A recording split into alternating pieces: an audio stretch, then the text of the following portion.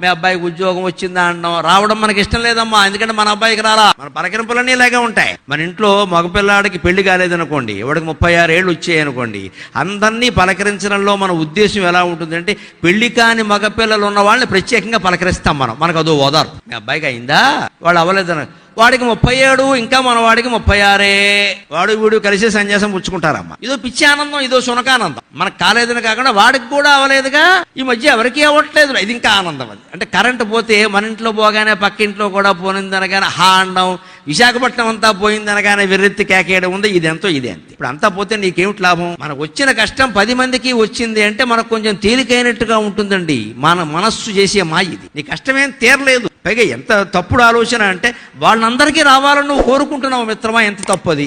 ఊళ్ళో ఇంతమంది ఉన్నారు, ఈ జబ్బు నాకే రావాలా అన్నది. అంటే ఊళ్ళో వాళ్ళకి వస్తే పర్వాలేదా?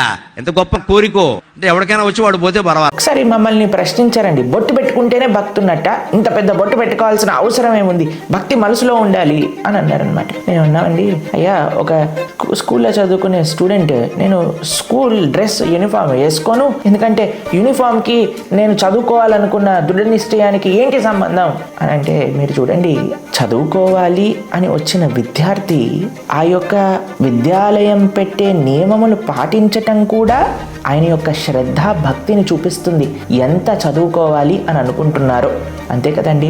అలానే తిలకం పెట్టుకోవటం కూడా భగవంతుడి పట్ల మన కమిట్మెంట్, ధర్మం పట్ల మన కమిట్మెంట్ మనకి తెలుపుతుంది. ఈరోజు సనాతన ధర్మం గురించి అందరూ మాట్లాడుతున్నారండి, కానీ బొట్టు పెట్టుకోవటం అన్నిటికంటే ఒక మినిమం ఐడెంటిటీ.